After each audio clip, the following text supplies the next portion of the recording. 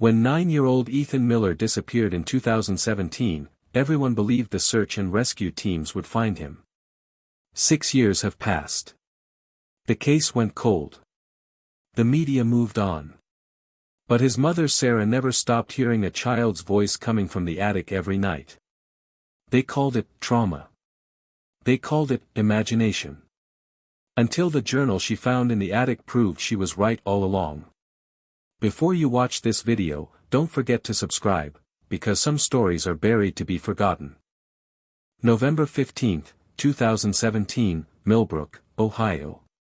What began as an ordinary Tuesday for the Miller family would forever change their lives. 9-year-old Ethan Miller went to school that morning just like any other day. He had a math test and was very worried about it. His mother Sarah reassured him. His father David promised they'd play football when he got home. None of them knew this would be their last conversation.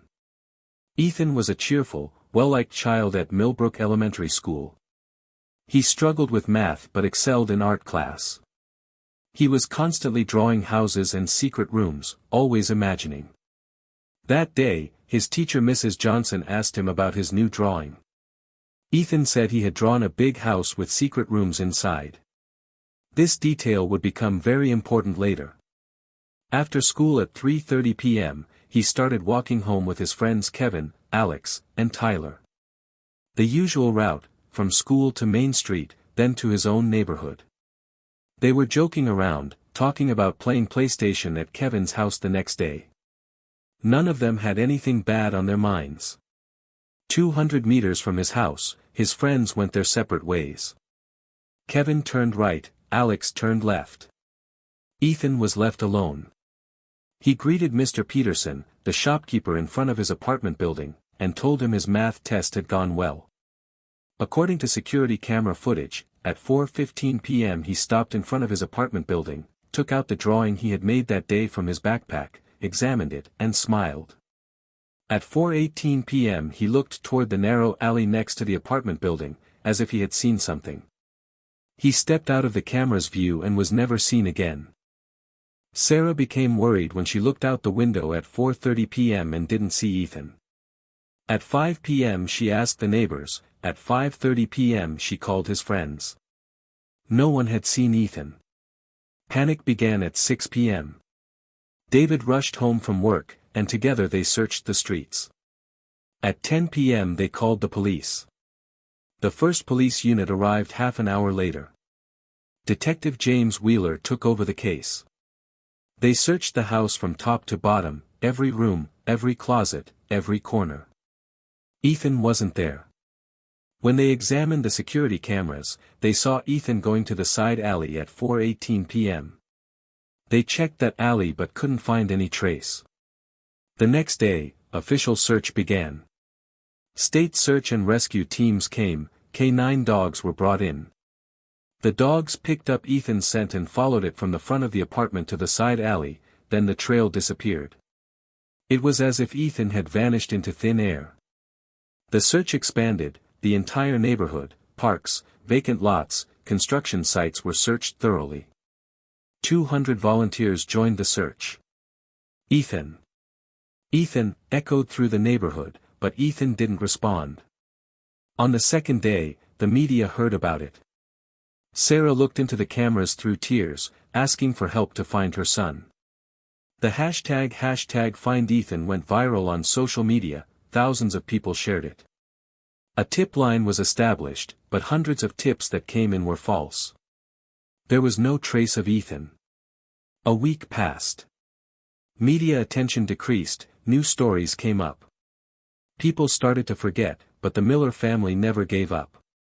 A month later, police moved the file to the cold case category. The Miller family was left alone. 6 months after Ethan's disappearance, on May 21, 2018, strange things began happening in Sarah's life. That night at 11:47 p.m., she woke up from sleep. A very faint sound was coming from the attic, a child's voice, crying. She woke David up, but he didn't hear anything. Sarah was certain, that voice was real and familiar.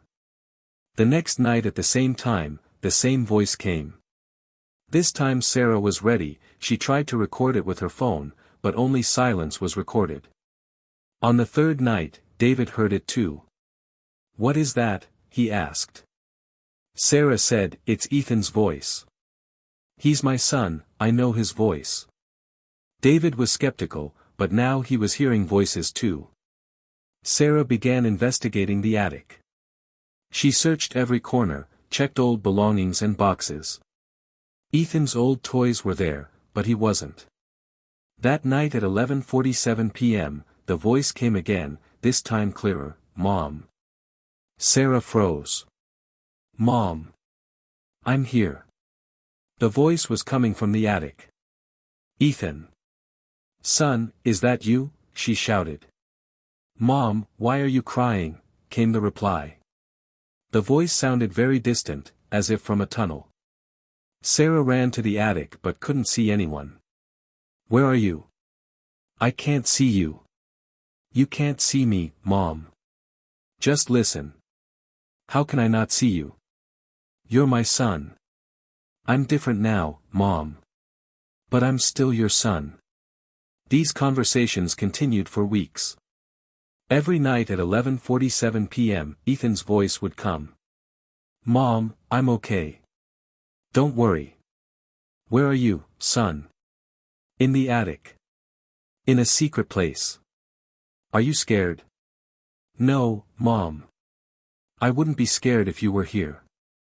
David took Sarah to psychologist Dr. Jennifer Hayes. "Child loss is a very severe trauma," said the doctor. "Sometimes the brain develops compensatory mechanisms. Hearing voices is normal." Sarah insisted, "But it's real, David hears it too." The doctor diagnosed post-traumatic stress disorder and prescribed medication. But the voices didn't stop. When neighbors learned about the situation, they reacted. "Sarah's gone crazy, she's hearing her child's voice," they said. "Poor thing, she couldn't handle Ethan's pain." Mrs. Thompson talked to Sarah, "Dear, you've become ill. Ethan won't come back." But Sarah insisted, "I hear him, we talk every night." The neighborhood residents started staying away from Sarah. "She's talking to dead children, this isn't normal," they said. Sarah became isolated, only David stood by her. Over time, her conversations with Ethan became more detailed. "Mom, I missed you so much." "Me too, son. I stayed here, in a secret place, it's very dark but I'm used to it now. How can I come to you?" "Don't come, Mom, it's dangerous." Exactly 1 year after Ethan's disappearance, on November 15, 2018, Sarah was cleaning in the attic. While lifting a large box in the corner, she saw an old cushion underneath. When she pulled the cushion, a small wooden hatch appeared underneath. The paint was peeling, it was an old-style hatch. Inside was a notebook wrapped in a plastic bag. When she opened the bag, her heart stopped. This was Ethan's journal. Ethan's journal was written on the cover. First page, November 15, 2017, the day I disappeared. Today was a very strange day. On my way home from school, I saw a strange door in the side alley. I got curious and went in. There were stairs inside. I went down. Then the door closed. I can't get out. Sarah continued reading through tears.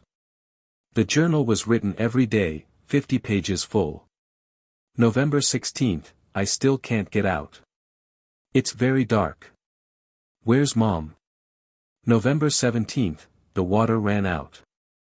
I hear sounds from above, sounds like Mom's voice. December 25, Christmas. Sorry, Mom. The last page was dated November 13, 2018, I'm very tired now. But Mom talks to me every night. Tomorrow Mom will find me. She'll learn the truth. The journal had clues, behind the big cabinet, door inside the wall, where the red bricks are. Sarah and David searched the attic again. They found the big cabinet, and there really was an old door behind it. It hadn't been opened for years, the hinges were rusted. Together they pushed and opened it. Inside was a narrow staircase going down. After 10 steps, they reached a small room measuring 2 by 3 meters. Inside were an old bed, table, chair, and hundreds of drawings on the walls. Ethan's drawings. House drawings, family drawings, with dates underneath, November 20th, 2017, February 14th, 2018, Valentine's Day. I love you. On the table was a letter in Ethan's handwriting. Mom, Dad, if you're reading this letter, it means you found me. I fell into this room that day. I couldn't get out. The first days I was very scared, then I got used to it. Water was dripping from the ceiling. After 3 days I got very sick, I slept very deeply. When I woke up, everything was different. I wasn't hungry anymore, but I couldn't go home either. I can only talk to you at night. In the corner was Ethan's school backpack. Inside were his math book, pencil case, and the drawing he had made that day. The drawing showed a big house with secret rooms inside, just like the room they were in. Ethan had known about this room beforehand, as if he had seen it in a dream. Police were called. Detective Wheeler came and examined the room. Ethan fell here, couldn't get out, he said. The room is soundproof, very deep. He lived for 3 days, then unfortunately lost his life. But there was something very strange, there were no bone remains, clothing fragments, nothing in the room. The apartment management was contacted. When the building was constructed in 1965, a secret room was indeed built in the attic. It was fashionable to build shelters during that period, there was fear of war. The plans were lost, nobody had known about it for 50 years. Ethan had accidentally discovered this room, fell in, and couldn't get out.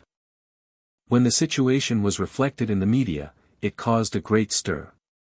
Headlines like, "Missing Child's Spirit Communicates with Family," were published. Paranormal researchers came. Professor Dr. Michael Stevens, "Children's spirits are stronger. In traumatic deaths, spirit-body separation can occur." Ethan's spirit stayed here, communicating due to the strong bond with his mother. Researchers from universities came and placed special devices in the attic. They began measuring electromagnetic fields, sound frequencies, temperature changes. At 11:47 p.m. at night, the devices showed abnormal values, electromagnetic field increased, sound was detected at 18 kHz frequency, temperature dropped by 3 degrees. Scientific evidence had been found. They appeared on television programs. When asked, "How do you explain this event?" Sarah said, "Ethan is still with us. Death is just the end of the body, the soul is immortal." David said, "I was skeptical at first, but now I believe." Other families with missing children became hopeful.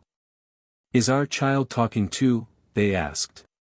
Sarah began helping them, "Listen quietly, listen with your heart. Night hours are easier. You need to believe." Some families started hearing voices. That night Sarah talked to Ethan for the last time. "Son, now everyone knows about you." "I know, Mom. I'm happy. Are you comfortable now?" "Yes, Mom. I'm not secret anymore." "Will you always stay here?" "A little longer. Then I'll go." "Where?" "I don't know, Mom. But it will be a beautiful place. I'll miss you so much. I'm always with you, Mom. You just can't see me." Ethan's story spread worldwide.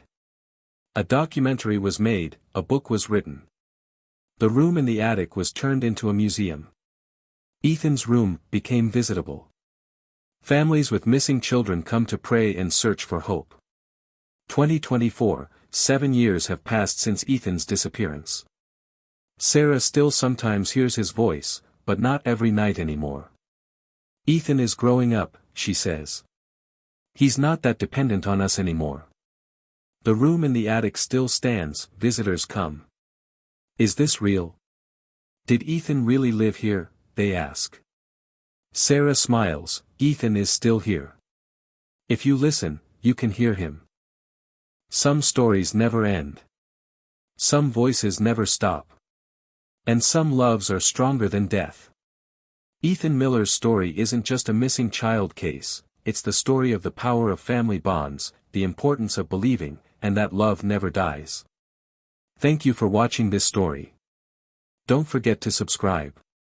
Because every family has stories waiting to be told. And sometimes, just listening is enough.